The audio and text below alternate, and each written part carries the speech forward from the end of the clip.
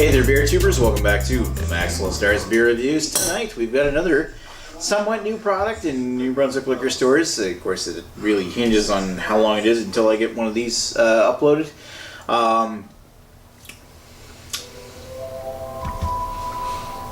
Hey there, beer tubers. Welcome back to another episode of Maxwell Starr's Beer Review.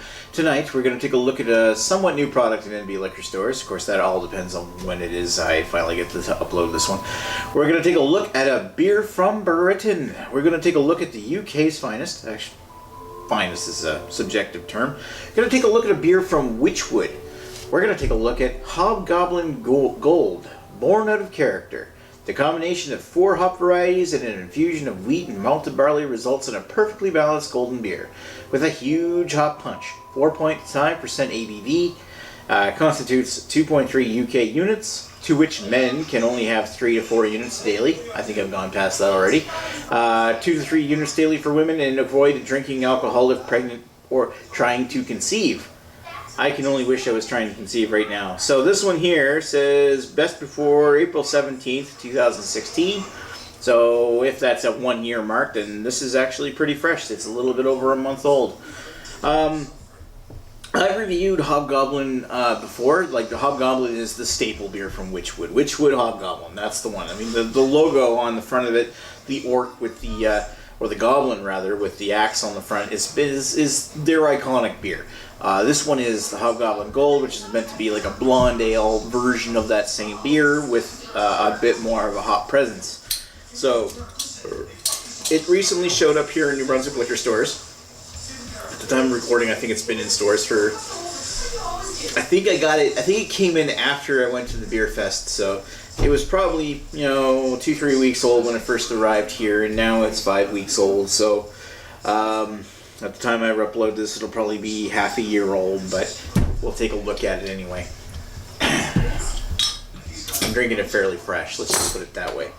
It's got a really nice cap on it, actually. I hardly ever mention the caps anymore, but it's actually got a specific gold-colored cap with the Goblin logo on it. Hobgoblin Gold, it says. That's a nicer one of the caps. That would actually look great if you do what the albino rhino does and put a magnet on the back and stick that to your refrigerator. I should do that at some point. I still have a collection of old caps that I've done since I started doing this channel. So yeah, it's like I got like a margarine container full of caps. I think I have 2 of them now. So yeah, let's give it a pour.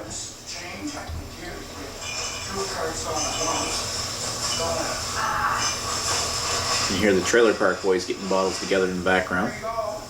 Maybe. That's not the entire bottle. There's a little bit left, but look at the head on that one. Nice crispy golden colored appearance. Slightly off-white head, 2.5 fingers ahead. And of course that's not the entire beer either. So it looks really nice. It definitely looks golden. I mean, Hobgoblin's a bit more amber in color. This one is really, really bright.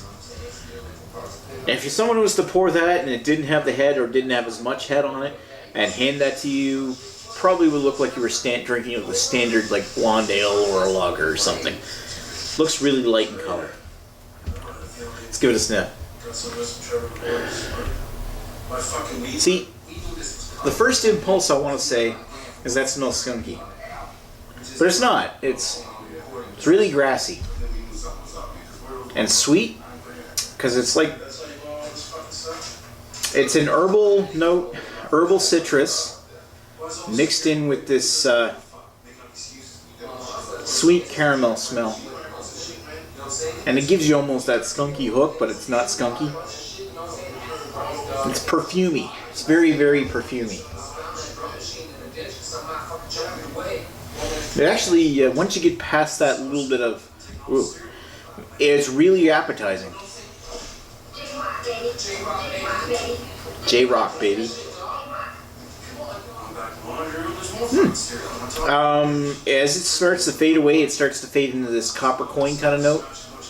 Yeah, it's actually got a somewhat complex. If you really stick your nose in it, it really comes across as having a bit of a complex hop head on it, or aroma to it.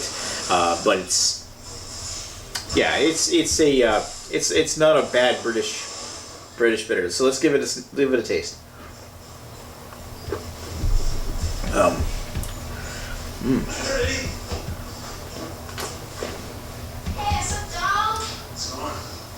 So it's got a bit of a grassy, sweet forefront, fading into hints of toffee and caramel.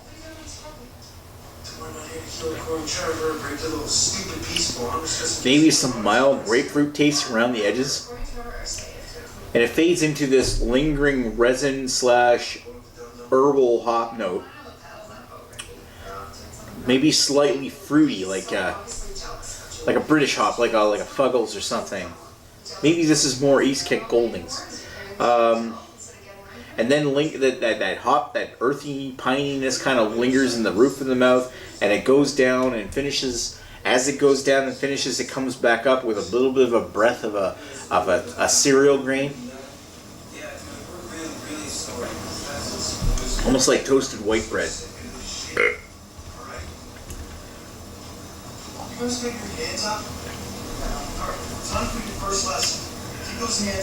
But as you drink it, as you keep drinking it, the most predominant flavor you get is sweetness, caramel sweetness, and a nice little hint of white grapefruit or pine. Depending on whether that's the kind of thing you like, it's very resiny and it's very white grapefruit. It's actually really nice.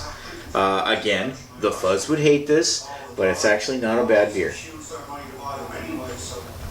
And I forgot to mention, it's 4.5% ABV, so it's fairly light as well. It gives you the impression that you're drinking a medium weight beer because of the added bit of sweetness that kind of lingers around the tongue. You know, and as you drink it, look at that. It actually leaves quite a bit of lacing around the glass. So it's a very aesthetically pleasing beer. It's a tasty beer. It's also a very light in alcohol beer, so you could drink quite a few of these. Now, the sugary sweetness, it's not cloying or anything, but I would see that being a problem if I wanted to drink like 6 of these or something in a night.